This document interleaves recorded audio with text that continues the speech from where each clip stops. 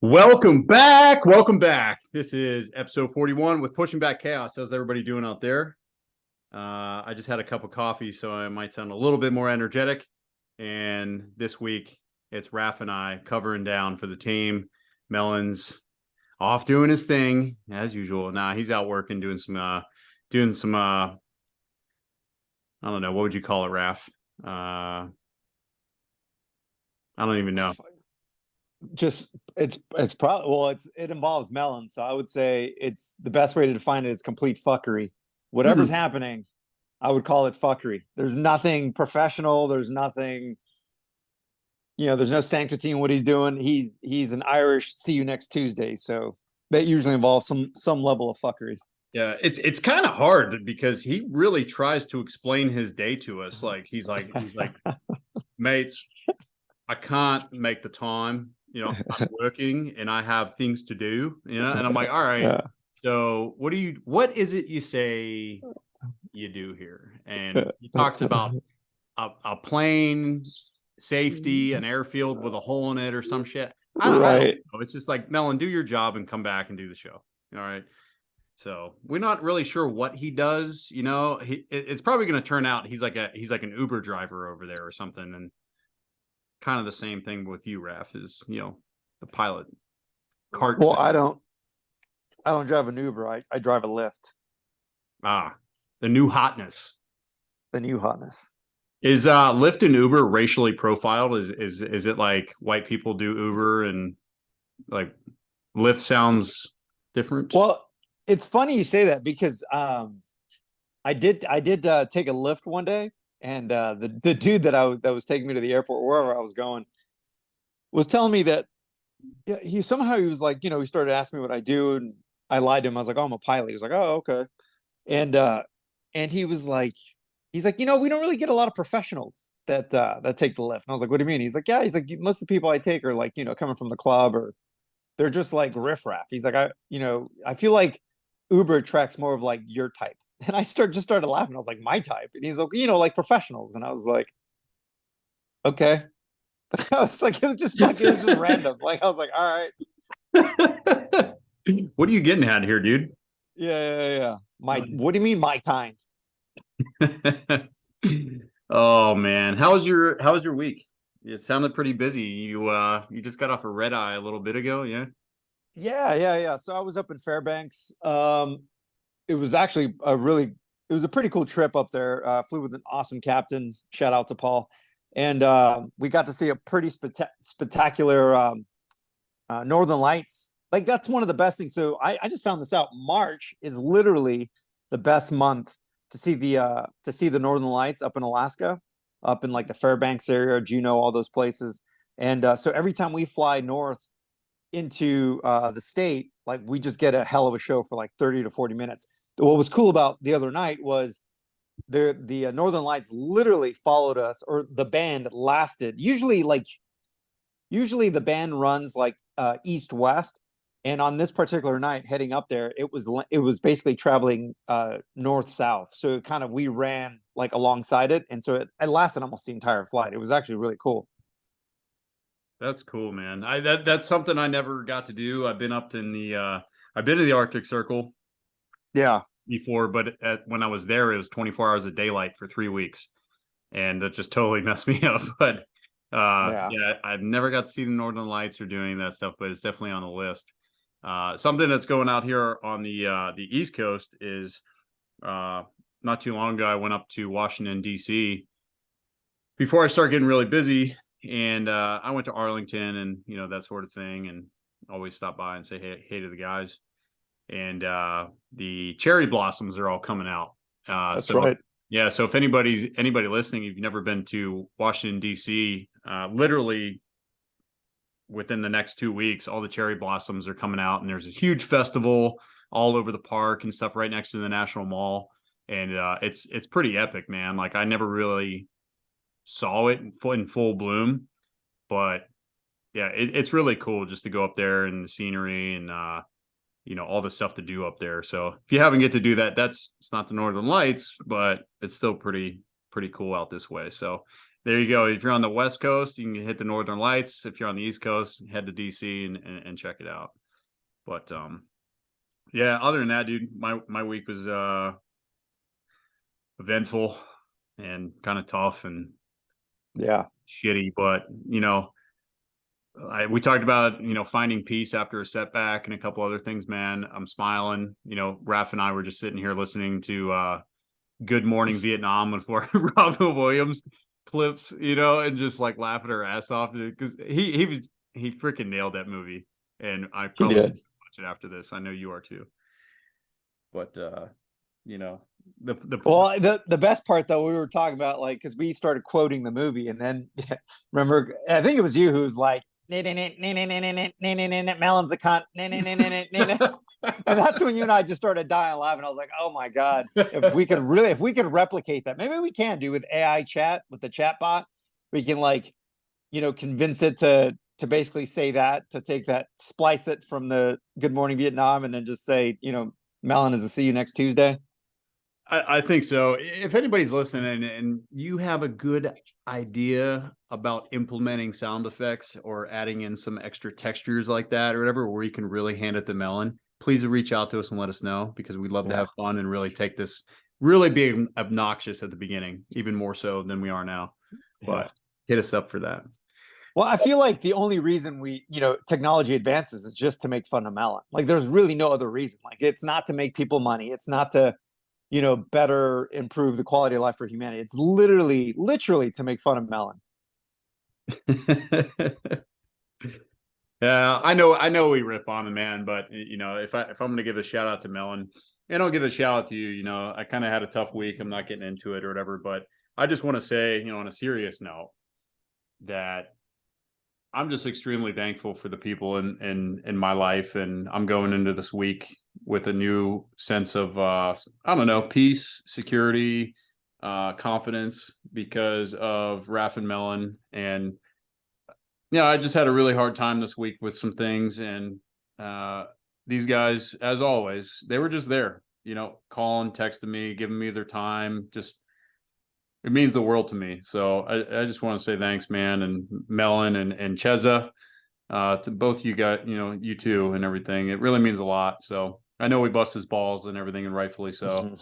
But I love you guys too. So I just want to put that out there and thank. But yeah, kind of going into well, no, it is going into it. So we just basically painted Melon as the villain, which he is out of the team. But Raf and I, we're going to try to hit this topic because it is very interesting. It's very relevant, and everybody can relate to it. It's kind of weird. We always pick topics where people can relate to it, but there's a lot of truth in this thing where we're going to talk about heroes and villains. Okay. And not the type of that you just see in the movies, but there definitely are some movies where we've watched and we're like, oh my God, look at this bad guy. I would never be that bad guy, or because it's just, morally or something wrong with it. It's just like, man, I can never be that type of bad person. We always want to be the hero. We always want to be the good guy. And I would say in life, it's not the case, so exploring this, there was a guy, I think he was an author, and he writes books and about heroes and villains, and he talks about the backstory. And you sit there and you go, okay, you have a bad guy, you have a good guy. And obviously the bad guy is just a terrible person, and they must have just had something terrible happen to them, and there's the hero, and the hero's just always been this good person, and it's just they've never done anything wrong, they just choose to be good, and they never have terrible things in their life. Not the case. And it's really cool how he broke it down, is the similarity between a hero and a villain is actually very, very in sync with one another.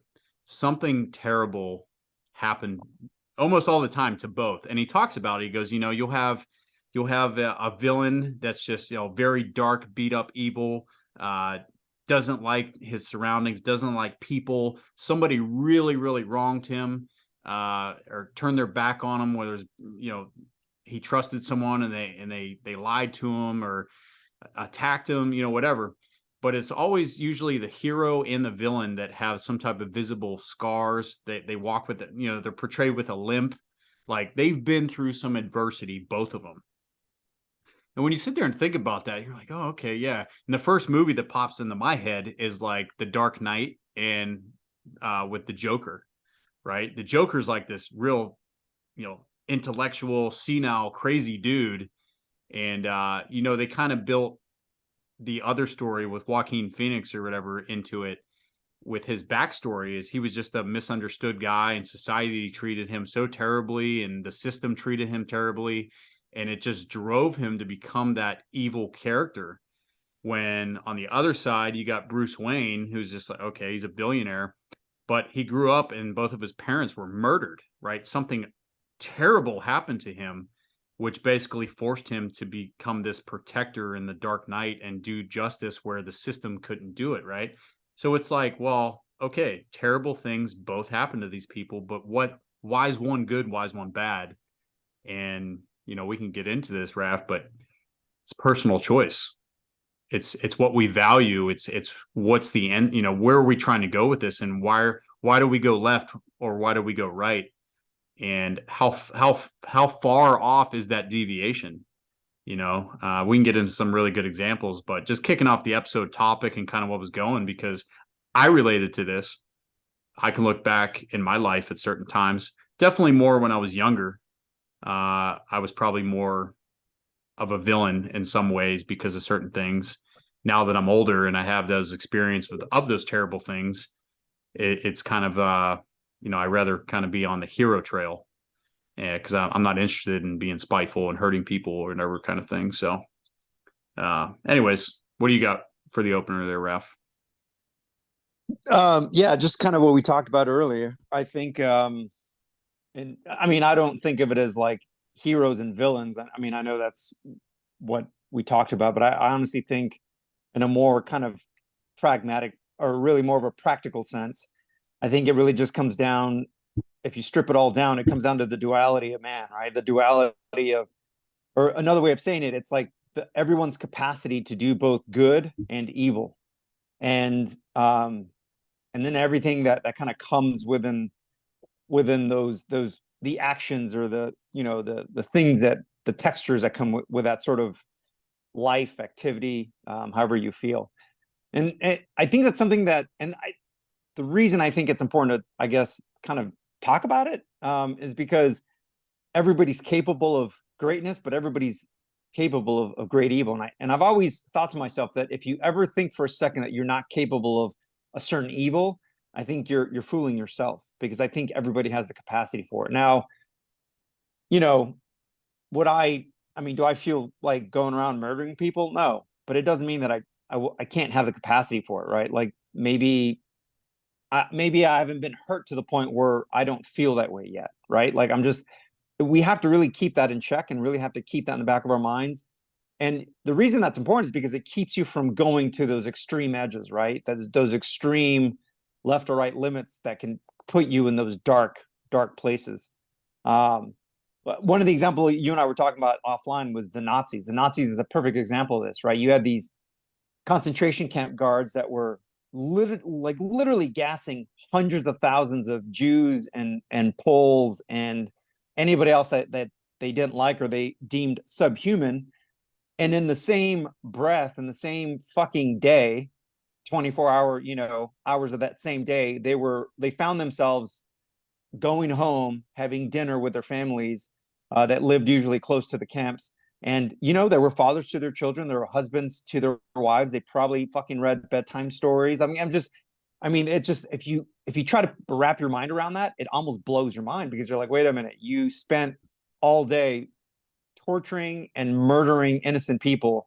And in the same fashion, you came home as if like nothing happened and you were like the greatest father that's ever lived. Like, it just, again, that just shows the propensity for the human condition to be able to go from one extreme to the other. So I think that's a warning for everybody, because I think we're all capable. Like you said, Mike, you know, if you look back, there was times where I definitely didn't act in a way that I was proud. You you know, because again, when you think of like evil, that's usually associated with, and I know evil is an extreme word, but that's usually associated with like selfishness and lack of compassion, cruelty, you know, to some extreme, it's like wickedness.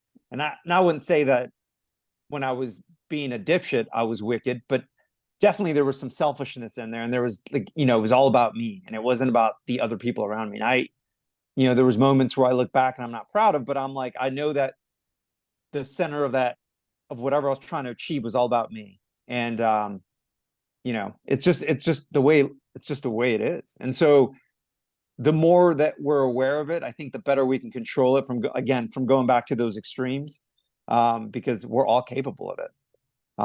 And I think it's just the way we're it's in the ether. You know what I mean? Like, it's just the way of life. And I guess in the pilot's perspective, it's like, you can't have lift without drag.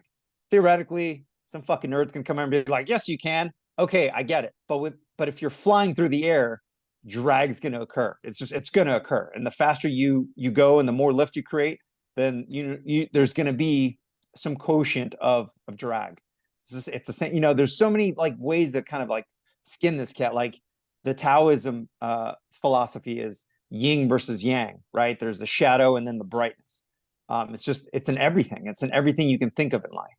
So I think it's an important mantra to like just think about and practice, and like just find your extremes and find what keeps you from going to those extremes, right? Because too much of a good thing can also be bad, right? You can overextend yourself. You can, if you're trying to be like Mother Teresa, but are missing some of the faculties or some of the discipline, like you can also fall prey to, you know, maybe like self-idolization or whatever. You just become a dickhead, you know, like it's better to be in the center usually. That's kind of a good kind of general advice to give to yourself, and try to follow it to as best as possible. And then the last thing I would say with that is, I think the most effective tool you could use, at least, and I'm not lecturing, I'm literally talking about myself to myself, is when I'm intentional. When I'm intentional with the things that I say, when I'm intentional with the things that I want to do, that means I put some thought into it, some real energy, and I've really thought about the consequences or whatever it is I'm trying to seek out. And if you're intentional with things, usually you're gonna kind of choose the best road, versus where if you succumb to your emotions and the way you feel, you might be shitty that day, so you're going to be shitty to everybody else. You know what I mean? Like, it's just, so really be intentional with the way you're moving forward. Every step you take, every conversation you have, when you wake up in the morning, be intentional. Drop your knees, pray to the Lord if that's what you want to do, you know, because that will set you in a positive note. It's just, but yeah, I mean, I think that's a really effective tool, is just be intentional, and that usually helps you kind of focus in the direction that you want to go, which hopefully is down the middle, where you're kind of balanced out. Great points, Raf. It goes to the struggle piece. I know we talked about Jordan Peterson before, and he brings up of talking about you should be capable of violence, but then you need to learn how to control it, right? And how do you control it? With discipline, with values, with, you know, good character. And that's what's going to define you, and that's what's going to hold that capability of rage and stuff like that at bay, and only used for the sake of good. But it's not always that easy, right? And, you know, before we hit the record button, Raf and I were just kind of talking about modern examples of, you know, this sort of thing, of just what are some places or in environments or jobs where the people join for the reason of, oh, I want to be a hero kind of thing. Well, not be a hero, but in the sense of it. And I want to help people. I want to protect people. I want to do the righteous and good thing, right? So we could label some of these as like police officers, people in the military, security. You know, they want to stand up and do the right thing and protect people from evil, right? Very noble, honorable, you know, great. But then somewhere along the line, we see stories, we talk to people, we have private conversations, and there's some really dark shit that comes out of these people. And it's like, I thought you joined to do the right thing. You know, from the outside in, society sees, well, hey, you're there to serve and protect. You're there to defend us. You're there to fight and keep the wolf at bay. But, one thing I read here, and this is a quote, and it's a little bit long, but this really defines the transition from kind of hero to kind of a villain, and having to live and understand with when you have to be both, maybe. So I'll just read it. But this is a quote from a guy. His name's Andy Stumpf. I don't know if anybody's heard of him. I think he's got a show and whatever. But I picked this up, I don't know, 2-3 years ago. Somebody sent it to me and was just like, man, that's pretty interesting when you talk about it. But I'll read it. It's 2 paragraphs, but I'll go through it. It's pretty solid.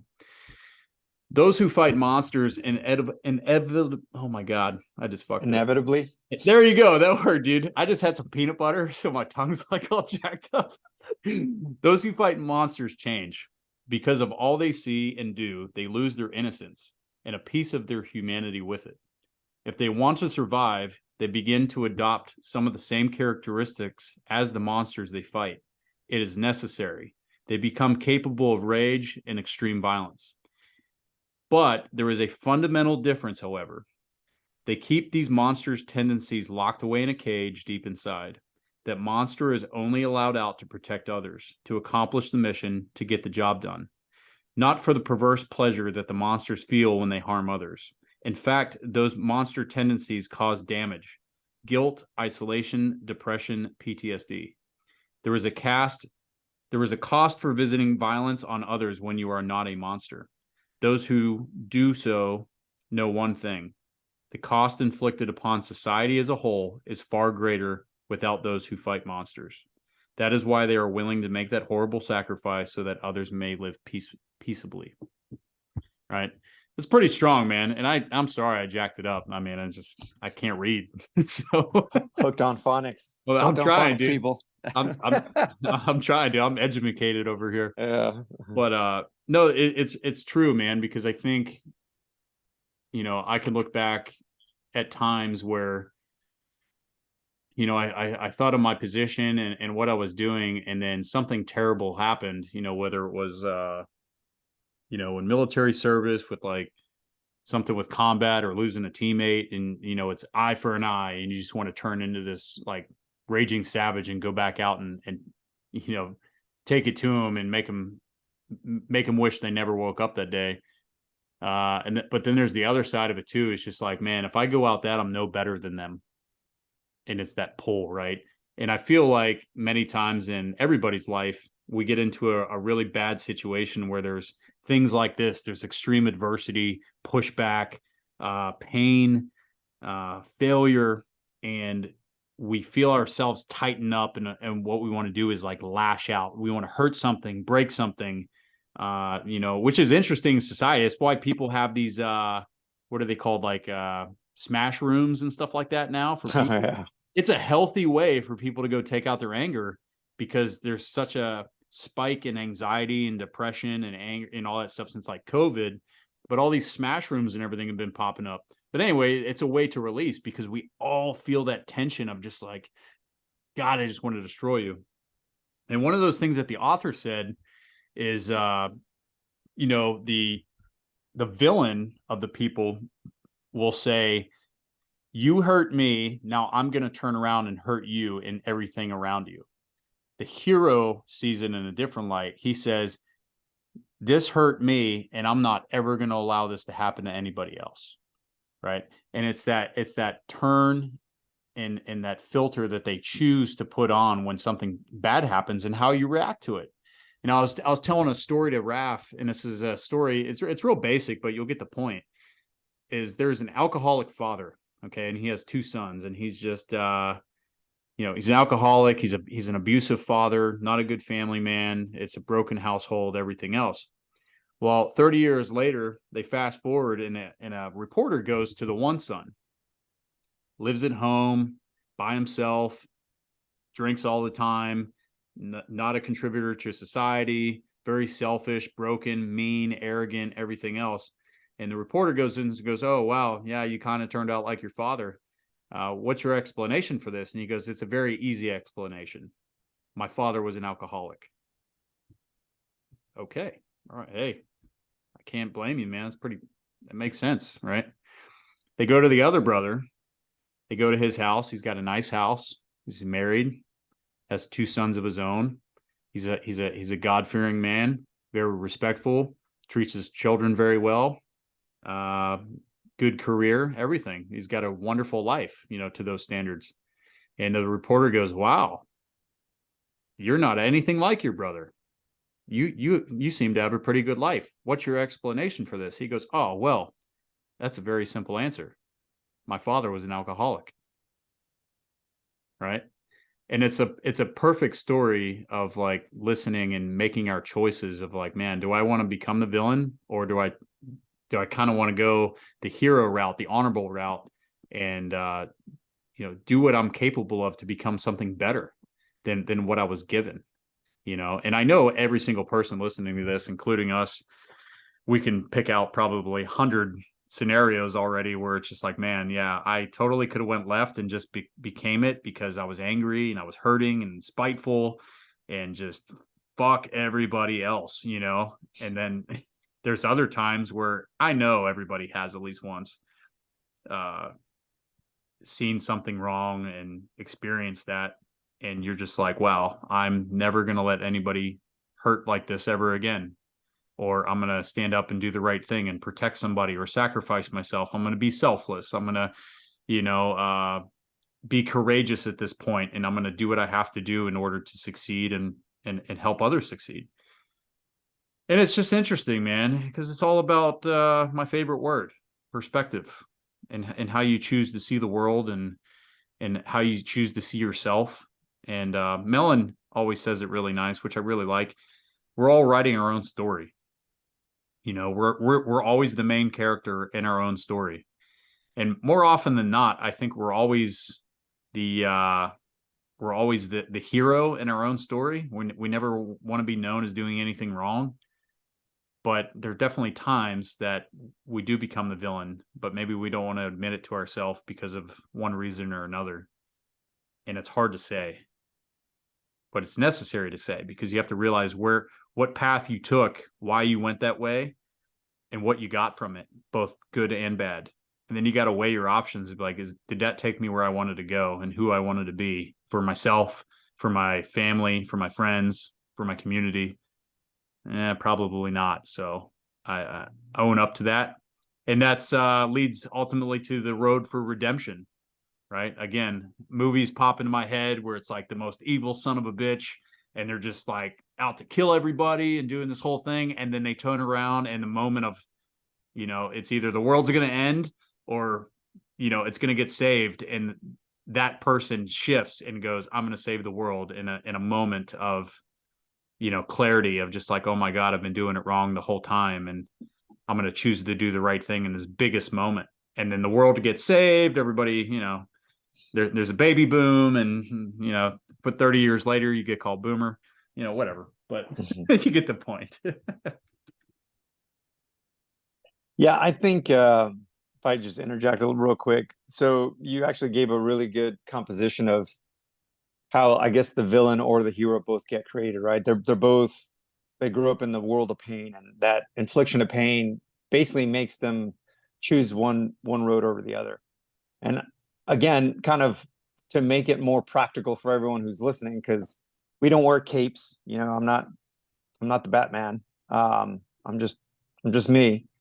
But in practical sense, I think that we need to understand that the way you fall prey to, because again, we're talking about the hero or the villain. We're really talking about how to prevent from becoming the villain, right? Like, everybody wants to be the hero, but in all reality, I think it's easier to go down the villain road because it's easier to just blame the world for your own setbacks, for your own shortcomings, for, your own mistakes. And so I think that that's the real struggle, is like, how do you keep from going down that road? Because we want everyone to be the hero, genuinely. Like, I want everybody to wake up every day and piss excellence and just, fucking just be at the top of their game. And what I've noticed is a lot of these character traits that you're talking about, I think it really comes down to intent.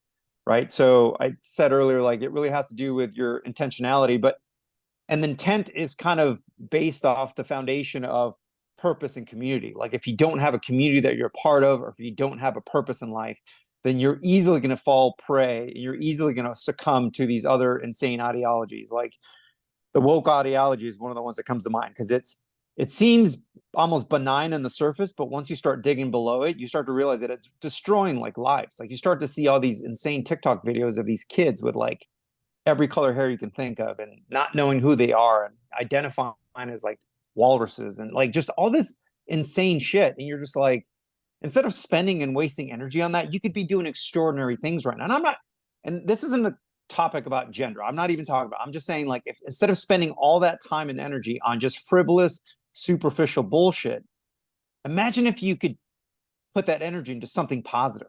Like we said this before in previous episodes, like it's easy to destroy things. Like it takes almost no energy to destroy relationships, destroy yourself, get into a drinking habit, get addicted to pornography. It takes no effort. Like it's really easy to fall in prey to those sort of things and succumb to it. It takes a metric fuck ton of energy and purpose and discipline to stay the path and be something extraordinary, to start a business, to be disciplined. You know, when you fucking have a chocolate chip cookie sitting in front of you, just sit there and tell yourself, I know my fat cells want this cookie right now, but I'm not going to allow myself to do it because I have a journey to destiny to be, competitive lifter, to be the best shape of my life, or to, whatever, like be a better runner, to be more fit so that I can defend my family, so I can, whatever. I'm a police officer, so I have to be in better shape than the people that I'm arresting, like whatever your purpose is. But the point is, like, it all comes down to intent. And like I said, the intent is really founded on purpose and community. Because again, if you don't have a community, if you don't have a purpose, you're going to fall prey to all that stuff. And then real quick, man, I don't want to beat my gums too much. You were talking about someone who's been through hell and back. There's one guy I've been following for a couple of years now. His name is Victor Marx. And you guys can look him up. He's got his own website. He's a pretty strong Christian man, married, but his life his story is extraordinary. Grew, and I might have mentioned him before. I don't really remember. I might have, but so excuse me if I have. But he's really worth talking about. So this guy was raised, I want to say by just his father. I think his parents weren't together, and his dad physically abused him. I think there's some sexual abuse in there. There was definitely some drug abuse in there. Beat the living snot out of Victor when he was a kid. I think he left him for dead the last time he saw his father. His dad beat him so badly, and just legitimate, just fucking psychopath. And like you said, instead of choosing to, so here's this young boy who's just been abused and had never felt love his entire life. And he could have easily chosen the path of, I'm going to hurt the world because the world hurt me. And instead he flipped it around, and eventually he was a Marine. So he's got that against him. Shout out to all our Marine friends. But he built himself right from he's like a phoenix. He built himself from the ashes. He became a 7th degree black belt in some form of karate or jujitsu. Like I said, he's a staunch Christian. But the most extraordinary thing is he's actually dedicated his life. We talked about this on the last episode about saving trafficked young women. And I don't mean in the streets of Chicago. I mean ISIS country, fucking Iraq, Africa, some of the most dangerous places on earth. And he's done extraordinary work. And so of course but he also, again, because he's a Christian, he also works with them post rescue on just kind of bringing some self-worth back as women, as individuals, knowing that there's something bigger than just the evil that men have put them through. But anyways, this guy, Victor Marx, is an extraordinary human, and definitely worth a look for anyone who's listening. He's got his own website. I think he's got a video where he kind of talks a little bit about that story, and I think that's got almost 1 million views or something. I mean, it's pretty extraordinary that he's taken such a dark past and just thought, you know what? I can't let anyone live the life that I existed through and barely survived. But yeah, again, to be a Victor Marx, and again, that's a unique individual. What I'm saying is we make decisions every couple of seconds, right? like when the alarm goes off, you can either that second you choose to turn the alarm off and just be a shitbag and roll back in bed like I normally do about 9 out of 10 times, or you could sit there and say, no, today I'm going to rise. Like today I'm going to be the hero that I've always wanted in my life, or that I want to be, or whatever it is. You know, like if you're a child and you listen to this, like do your homework, like just put your best foot forward. If you're a friend, be the best friend that you can make. But every couple seconds, you have a decision. When you go to the kitchen, I can either go into the pantry and eat dog shit, or I could literally save a couple minutes and make myself a protein smoothie. Like we're always making decisions every couple of minutes, if not every couple seconds. And that's the whole thing about being intentional. Like you have to be intentional. And I'm not saying this to lecture. I'm saying this because the struggle is real in my own life. Like I've noticed that if I'm not intentional with my decisions, I go down the path and I just become a total, you know, piece of shit. Like I let my emotions run my day, and I look back and I'm like, I've completely wasted the day doing complete stupid crap. So anyways, the duality, man, is real, and it's in everybody. And it's something that you need to be aware of and think about consistently, because you're always in it. There's never not a moment you're not in it. Yeah. Yeah, no, that's a great point. Is, you know, we're talking about movies, we're talking about writing your own story, but there's no like chapter or anything where it's just like, okay, or there's no intermission where it's like, okay, we can just take a time out. Like life is always going to be going until you go in the ground. Right. So yeah, man, that's a 30,000 foot view on the thing. You know, I like that. I'm going to write that down. Yeah. You know, I was just thinking about too, as I was listening to you, kind of being relatable. You know, you said it's really easy to just destroy shit and become the bad guy. And it's just like, yeah, it's no effort at all. Maybe we're like, I mean, geez, dude, like you come home and you're just super stressed out from work, or something happened and you're just like have this anger or whatever. And you see somebody just like cold cock a person in a movie, or you watch on the news where you just see like something terrible happen, you know, and it's always something. And there is something in that. Is like, why, when you watch the news, is there always something negative? It's like, well, there was a shooting this afternoon, and oh, this person ran over a car accident and blah, blah, blah. There's nothing ever like positive. And it's like, why is that? Or you see like, I don't know, I remember watching, you know, like NASCAR or something like that, and there was this terrible accident, and they're like, oh my God, I hope they're okay. All right, hey, let's rewind it and watch it again. You know, and people are like, oh yeah, let's watch it 100 times. And it's like, why are people naturally attracted to you know, to the villain, you know, to the evil stuff? And there's actually been a lot of studies that have proven that there is an attraction to the dark side. It actually makes, you know, looking at a villain in a certain way, they do have likable and relatable characteristics, because we all kind of go about them. Oh, look at this guy just taking it to the man because the system screwed him over. Good for him. You know, Right. like don't put up with no shit, dude. And you just see him kind of go high and right. You kind of like him. You kind of like, okay, it's not bad. And, you know, from that perspective, it's like, okay, he's really not a bad guy, but what is he really doing in the long run? He may be convinced that he's the good guy, right? And that's usually kind of a twist that goes in there. It's not always like good guy, bad guy. The bad guy thinks he may be doing the noble, right thing for whatever his cause is, and it's like, hey, I'm the good guy.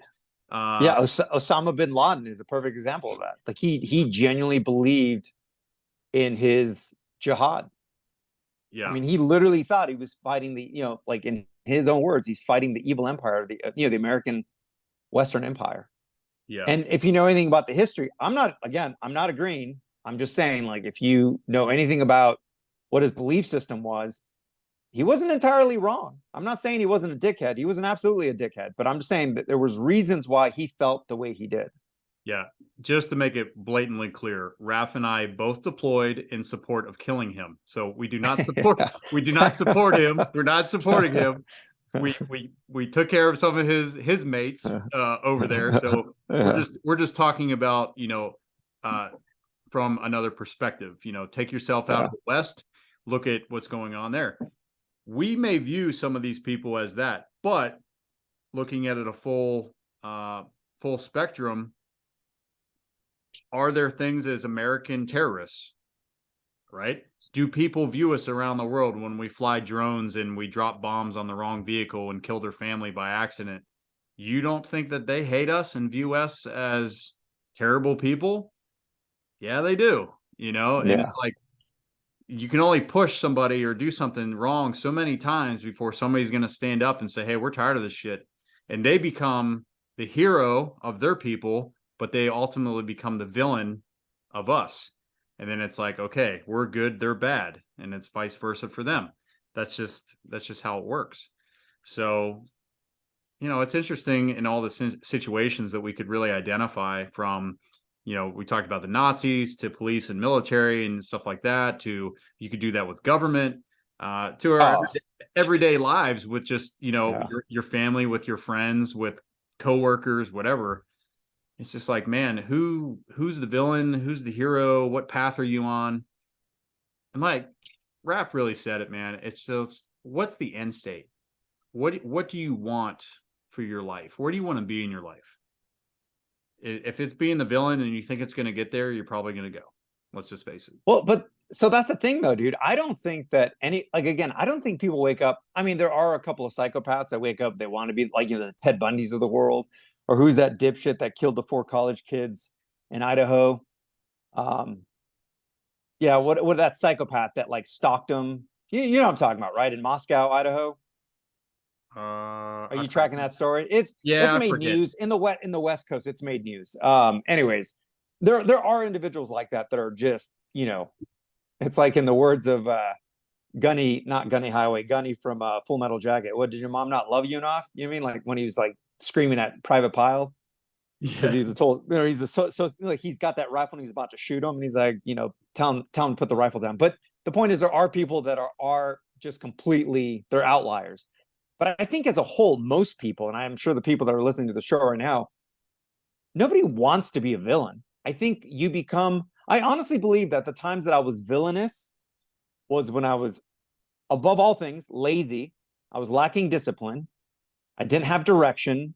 I let my emotions get the best of me. Now, and I don't mean like emotions like I was mad. I mean, it could just be like just adolescent emotions, right? Ooh, you know, that thing looks shiny. I want it, even though I really don't want it, right? Whatever that thing is, car, a girl, whatever it is.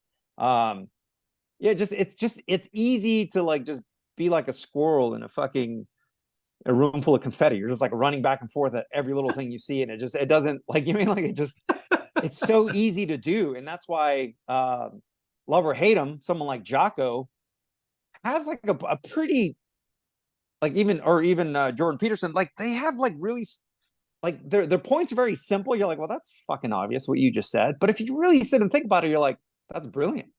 Like, you know, the fact that discipline does equal freedom, the fact that, you know, you want to be dangerous as a man, but you want to be able to control your ability to, you know, to inflict pain on whatever, just have it ready in case you need it against, you know, some evil son of a bitch.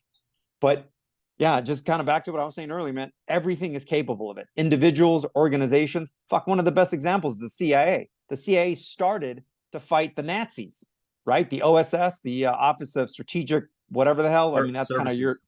there you go, those guys. I mean, literally, dude, is there a better flight or a better fucking thing to do, to be created, than to fight the Nazis? And then like fast forward into their like immediate, you know, future, and then our history now. I mean, there's that whole Iran, well, not the Iran Contra, well, yeah, they were involved in that, but more specifically, in Santiago in Chile, they helped topple this democratically elected government, and they put up this total dickhead of a dude named Pinochet, who was an awful dictator from like 73 or 76 to like 1990, and he killed like 50,000 people, and even more went missing that were, you know, that dissented to him. And it was like, and it was totally done under patriotism, and it was all behind the scenes, but it was the CIA that was involved in that. I mean, just think about that. Like, here's an organization that was started for good, and it helped create these atrocities. Same thing with Guatemala, and like the fight for tin, for, you know, Dole Company and all these other American mega corporations that wanted like cheaper labor and cheaper whatever. And so the CIA was involved to fight these guerrillas that were basically just fighting for better human rights. But instead, their government was being backed by United States through, the CIA proxy, and all these atrocities were committed. I mean, just again, I'm not shitting on the CIA. I'm just saying anything is capable of creating something amazing, but they're also, individual or as a group, we're also capable of just creating fucking atrocities, and we need to be very aware of that, especially at the individual level, because you might be that difference. And I think we talked about this a couple episodes ago, how you might be the one who might hopefully hold your organization, your group, your whatever from committing an atrocity. Hopefully you're the one that goes, hey man, this doesn't fucking pass the smell test. Like, this just feels weird. Like, it's like you said, like, man, I feel like we're kind of the Taliban right now because we're acting like them, and you don't, and it's easy because like you talk about it offline, like you're in that fine line, and any small deviation, you find yourself on the dark side, and that becomes normal. And then like, that standard deviation keeps moving and moving. Before you know it, you're like fucking 25 degrees off center line, and that's your norm. Yeah. And, and I'm not saying it to be funny, but everybody's kind of some dark humor or whatever, but everybody says it, right? It's just, you tease somebody at work or do something, you're just playing around, whatever, but then you see them visually like walk away and they're just like crushed. And then you look at your buddy and you're like, dude, did we just create a problem? Like, I don't think I'm coming to work tomorrow. You know what I mean? Like, yeah. I'm not trying to be funny, but it's just a thing. But it goes to a quote, this guy, Chris Colfer, people are not born heroes or villains. They're created by the people around them.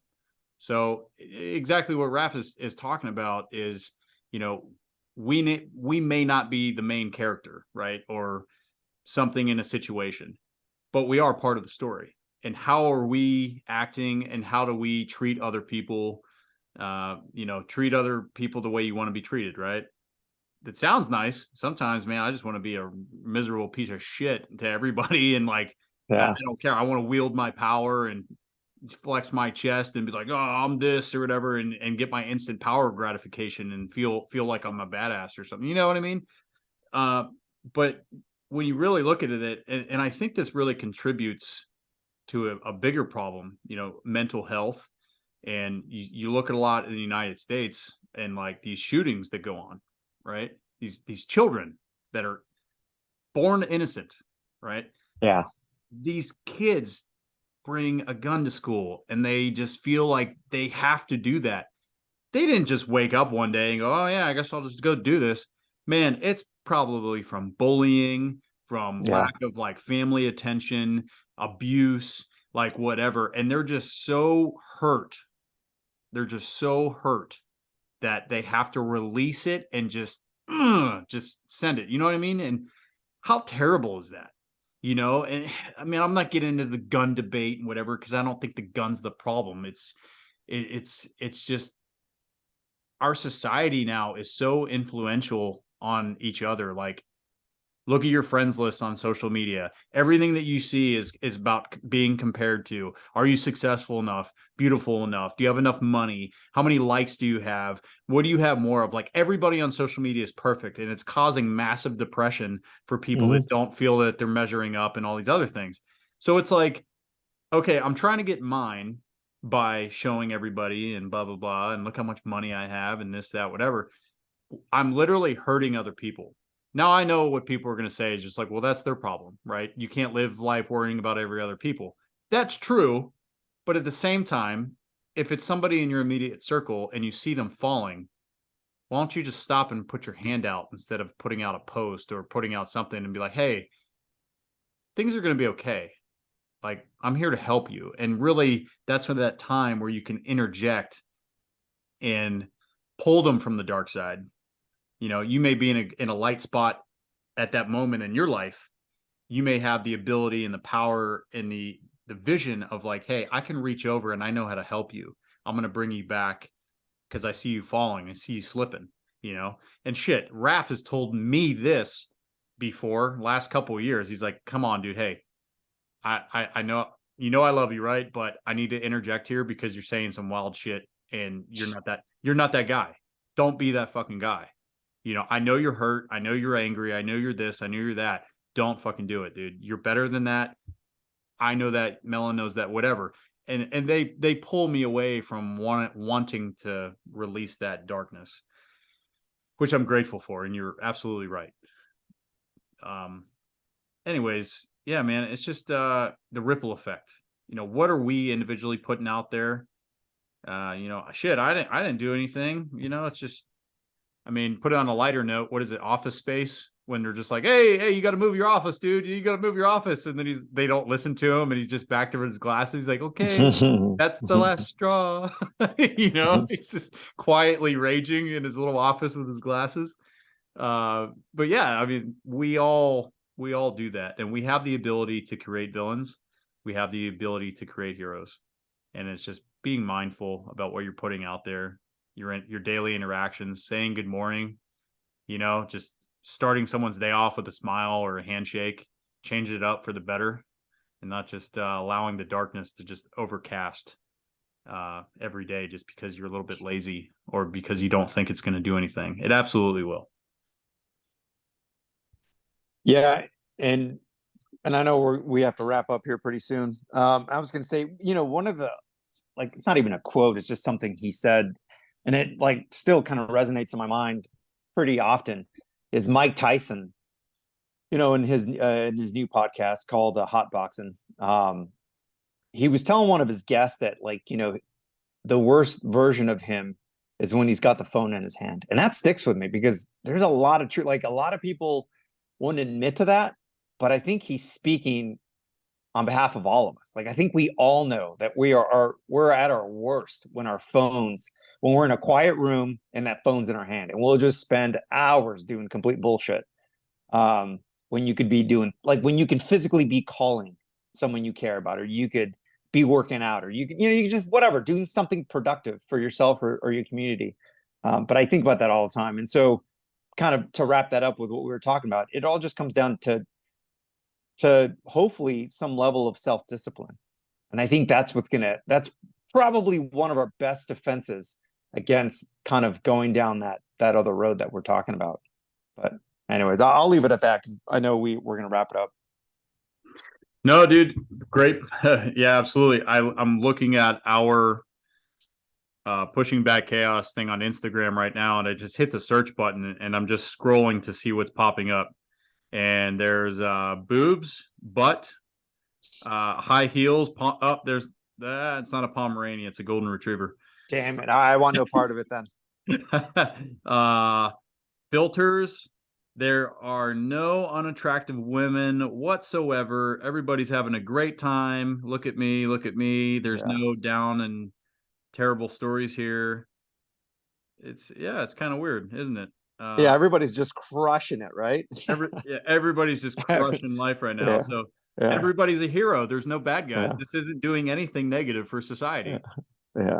The funny one to me, the funniest ones are the dude, like, and again, I'm not shitting on these guys, like, if that's what gets you off, but like the younger guys, like early 20s, and they're like posing with like these really flashy cars. And I'm like, I know you didn't, I'm not saying that young, you know, people can't afford them. I'm sure there are kids that can do it out there, but most can't. But it's like, why would you even want to front? Like, why would you even want to, I don't know. It's just weird to me that somebody would go out of, you know, rent one of those cars and then pose in front of it like it's yours. You know, it's like, I don't know. So actually, and I'll leave you with this fun little fact I learned about this. So in Tucson, Arizona, I don't know, I think it was there 2009. I went out, me and a couple guys, we went out to a Brazilian steakhouse, and we were in flip flops and board shorts and tank tops. It was, you know, summertime or whatever. We're all doing this training out there. So we're like, hey, let's go get some good food. So we got there early. I don't know, it was like 5:00, and we're there. We're just wolfing down stupid amounts of meat and just being a bunch of gorillas. And all of a sudden the doors open, and like all of these 20 somethings, like men and women, just come in decked out to the nines. I mean, like to the nines. And we like look out the window, and there's Lamborghinis, limos, like, just like you're saying, dude, just holy shit, man. Like, what, we didn't get the memo. Like, we're in flip-flops and stuff. Like, what the hell is going on here? And here the waiter starts like laughing. He's like, "You guys are totally fine. Every single one of you at the table is way more successful than any one of these kids." And I was like, "What? Like, what are you talking about, man?" I was like 21, and he's like, "Yeah, dude, this is the $30,000 millionaire club." I said, "The what?" He goes, "Yeah, $30,000 millionaire club." I was like, "What the hell does that mean?" He goes, "Dude, these kids make next to nothing. They literally rent everything, everything from jewelry to clothes to cars, everything for a day." And they pick out certain days out of the year where they just show up like big shots, take all their pictures, and they're just like, "Oh, we rule the world," and this whole deal. Okay, it might be fun, but like fast forward to 2023, it's like everybody's That's on trying my to. to-do list. Oh That's on yeah, my to-do list. what car are you gonna rent, Raf? Like the white van with no windows?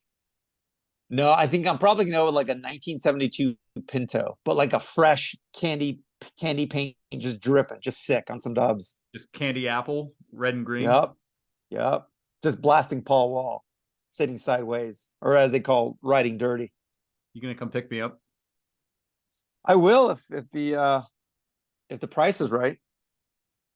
$20. All right. Well, hey, that's gonna wrap it up for this show. Heroes and villains, man. What a interesting way to look at the people in our life, look at ourselves in this story, and really take a look around you and think about the people that you hate. And hate's a strong word. I always get yelled at, but dude, I legit hate some people. But I'm not going to do anything. I'm allowed to hate them. But think about what they're doing and why they anger you, or what they're doing to other people in the community. And it's just ask yourself: do you think they wanted to be like that, or does something cause them to be like that? Did you have a part in it? Can you do something to pull them back? And turn them from villain to hero and contributing person in society.